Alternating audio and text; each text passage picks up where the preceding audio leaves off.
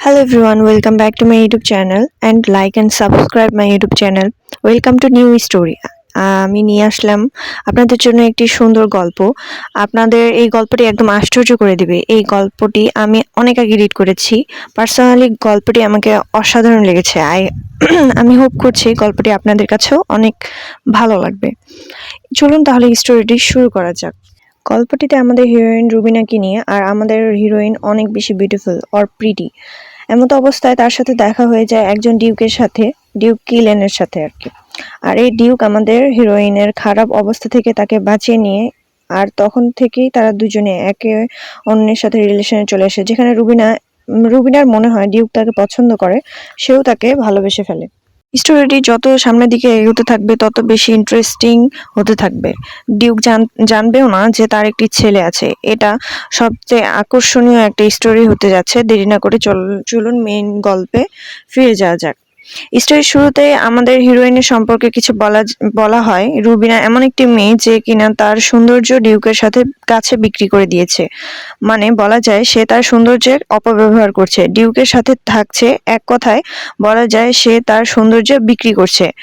এখন সে ডিউক কিলেনের এখন সে Duke Kylian divine শাহের মিস্ট্রেস হয়ে আছে। এর সাথে সিন শিফট করে আমাদেরকে বর্তমান সময়ে দেখানো হয়, যেখানে অনেকগুলো মেয়ে মিলে রুবিনা সম্পর্কে কথা বলে যে সে এমন মিস্ট্রেস যে লাক্সারির জন্য নিজের বিউটির ব্যবহার করছে। এই সময় আমাদেরকে রুবিনাকে দেখানো হয় একজন মেয়ে তাকে রেডি করছিল, আর সে যে রুমে রেডি হচ্ছিল সে রুমের বাহিরে ওই মেয়েগুলো রুবিনার সম্পর্কে উল্টাপাল্টা কথা বলছিল, আর রুবিনা সে সব কটু কথা শুনতে পাচ্ছিল। এর মাঝেই মেয়েগুলোর মধ্যে একজন বলে ওঠে, রুবিনা যতই বিলাসবহুল জীবনযাপন করুক, ডিউক কিলেনের ডিমান্ড অনেক বেশি। আমরা সবাই জানি রুবিনা একজন মিস্ট্রেস, তো এর থেকে বেশি আর কিছু হতে পারবে না। মিস্ট্রেস তো কি হয়েছে, এর থেকে তো আর বেশি কিছু না, আর এর থেকে বেশি কিছু হতেও পারবে না, কারণ সে একজন পতিতা মহিলার মতো।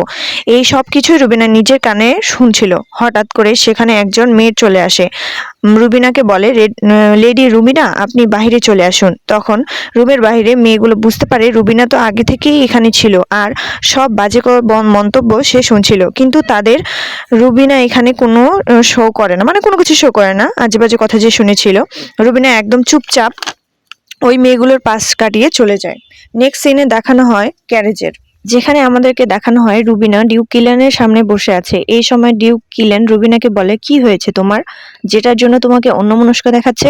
আমাদেরকে বলা হয় এই কথাটা ডিউক খুব সিরিয়াস ভাবে বলেছিল। তখন রুবিনা ডিউককে বলে না, তেমন কিছুই না। ঠিক তখন ডিউক রেগে আবার বলে, তুমি আমাকে বলো তুমি কেন অন্যমনস্ক আর কেন এত সিরিয়াস হয়ে আছো, কি তুমি আমাকে বলবে না? এই সব কথা বলার সময় ডিউক কিলেনের মুখে রাগ স্পষ্ট লক্ষ্য করা যায়। এই অবস্থা দেখে রুবিনা একদম ভয় পেয়ে যায়। সে ভয় পেতে পেতে বলে, আসলে ডিউক কিলেন, আমি আপনার সাথে অপেরা অনেক বেশি এনজয় করেছি। আর সাথে রুবিনা তার নিজের সম্পর্কে ডিউককে বলে, আমার শরীর হয়তো ততটা ভালো নয়, তাই হয়তো আমাকে এমন দেখাচ্ছে, তাছাড়া আমি একদম ঠিক আছি। কিন্তু আমরা তো জানি রুবিনার মন ভালো না ওই মেয়েগুলোর কটু কথার কারণে। সে ওই মেয়েগুলোর কথাগুলোই ভাবছিল, কিন্তু এই সময় ডিউককে সে এইসব বলে না। এর সাথে সাথে রুবিনা ডিউকের কাছে ক্ষমা চাইছিল। ডিউক কিলেন রুবিনাকে বলে, তুমি আমার কাছে ক্ষমা চাইছো তো নিশ্চয়ই তুমি জানো তুমি কিছু করেছো, ভুল করেছো, শাস্তি তো পেতেই হবে। কিলেন রুবিনাকে বলে, আমার হাতের গ্লাভস খুলে দাও।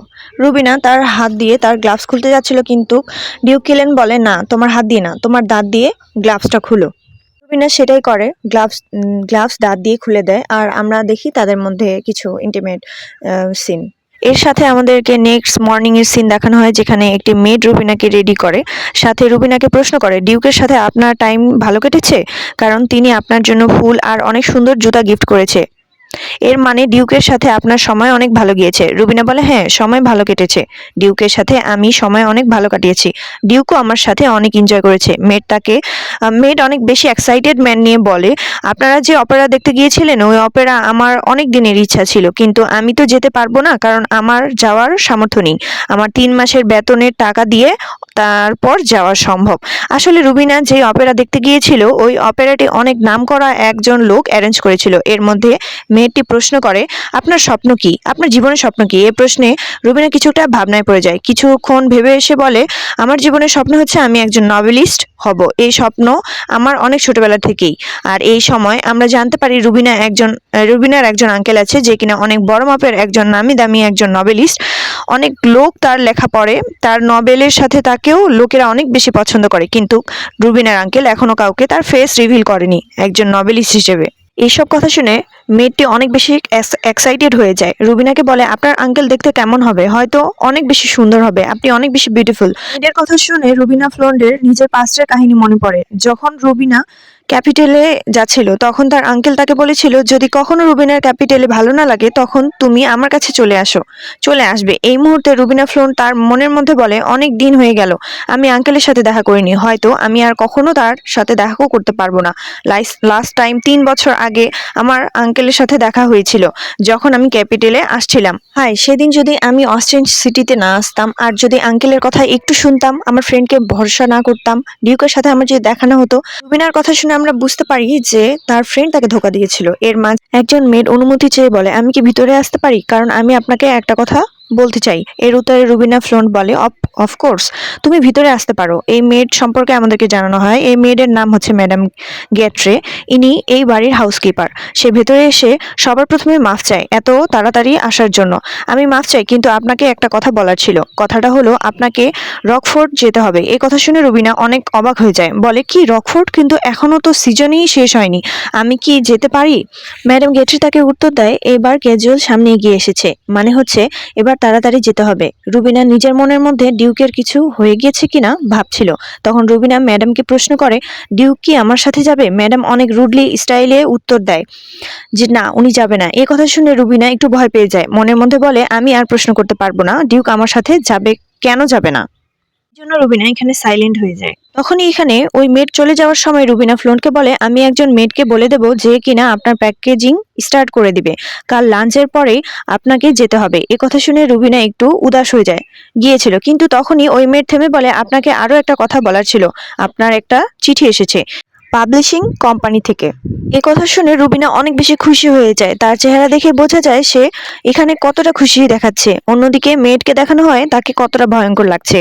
পরের সিনে আমাদেরকে দেখানো হয় মেয়েটি ডিউকের অফিসের রুমে যাচ্ছে। আর যখন সে অফিস রুমে দেখে যে ডিউক সেখানে কাজ করছে।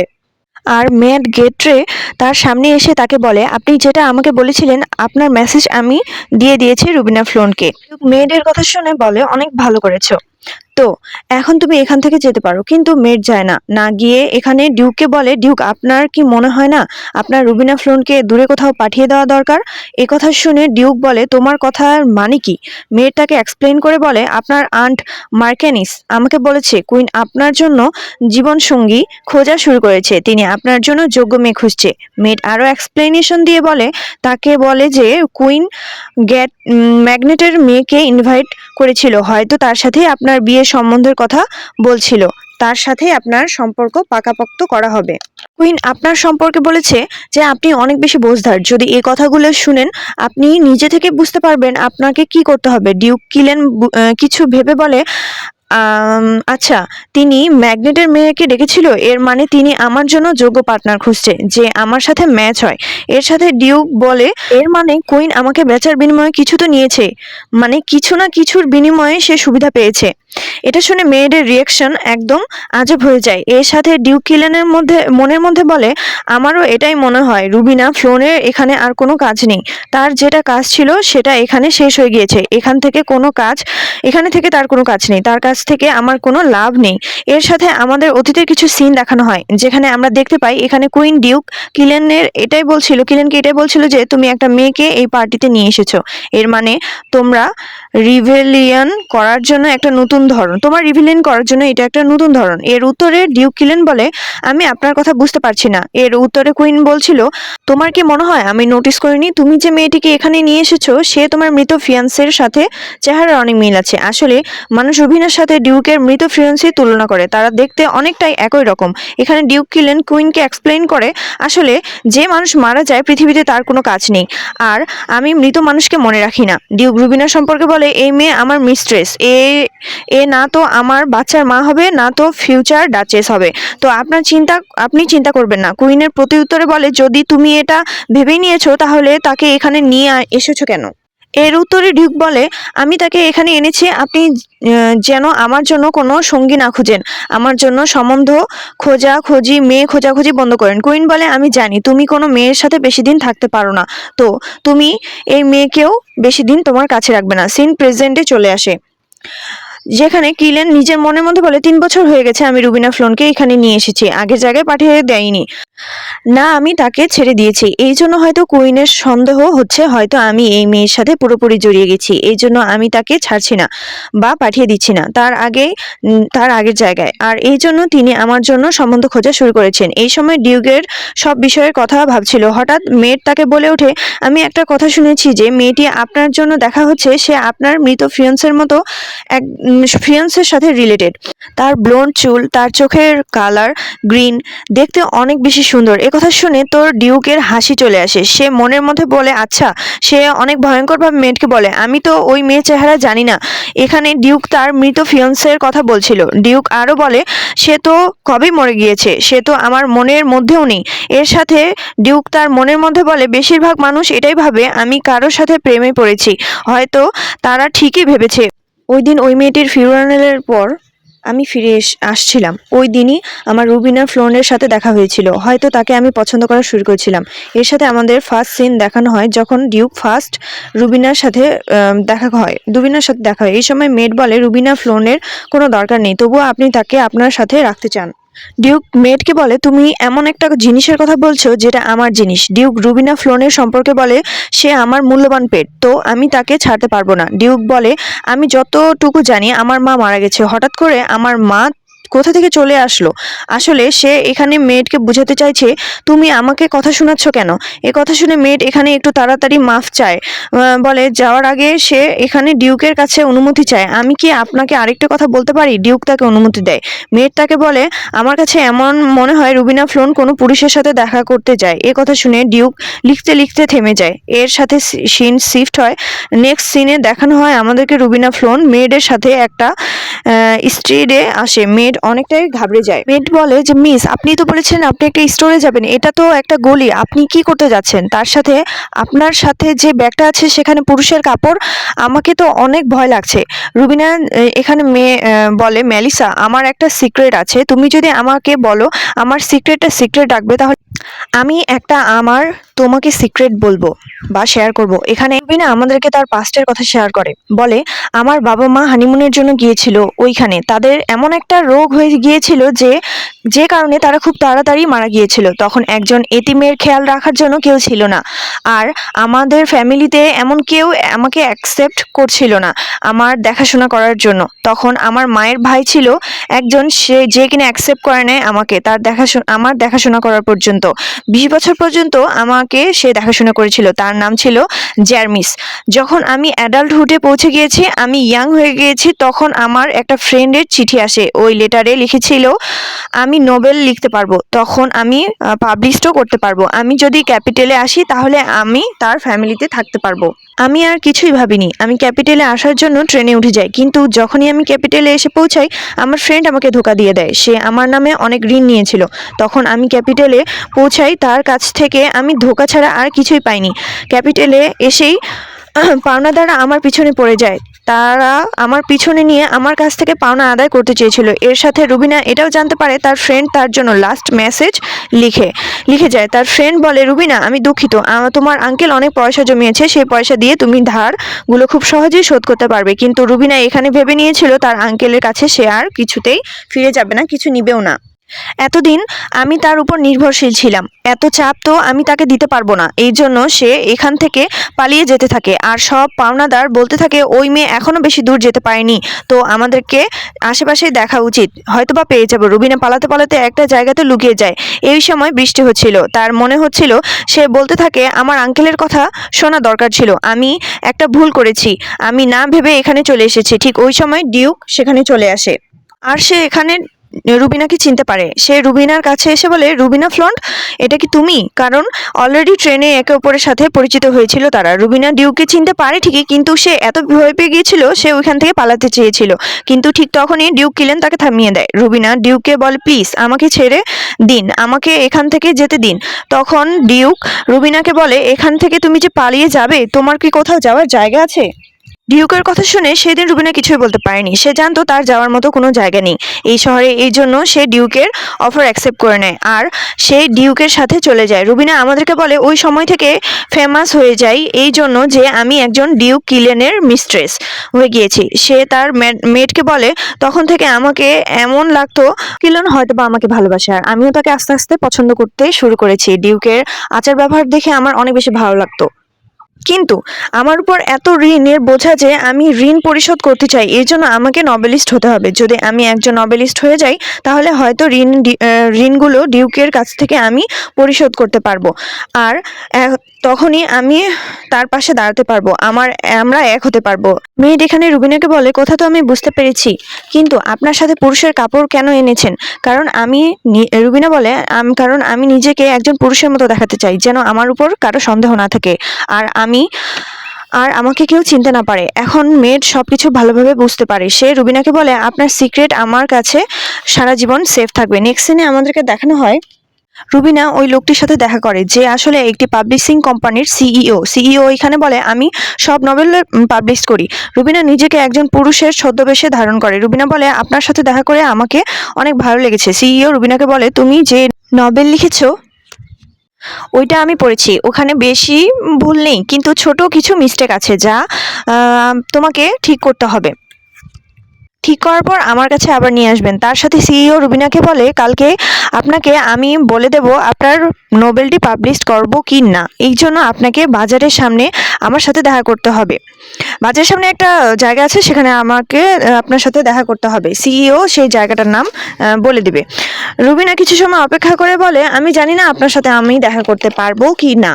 এই কথা শুনে সিইও বলে, আমি কালকে কিন্তু ফাইনাল করব আপনার নভেলটি পাবলিশড হবে কিনা। সিইও রুবিনাকে বলে, আপনি কালকে আসছেন তো? রুবিনার কাছে কোনো উত্তর ছিল না। তার মনের মধ্যে বলে, আজকে আমি কত কষ্ট করে এসেছি, তো আমি জানি না কালকে ওইখানে যেতে পারবো কিনা। এই জন্য রুবিনা বলে, আমি কালকে আপনাকে জানিয়ে দেব। এর সাথে তারা ম্যানশনে চলে আসে। এসেই রুবিনাকে ম্যানশনে সে জানতে পারে যে ডিউক তার জন্য অপেক্ষা করছে রুমে। রুবিনা একটু ভয় পেয়ে যায়। ডিউক এই প্রথমবার তার সময়ের মধ্যেই চলে এসেছে।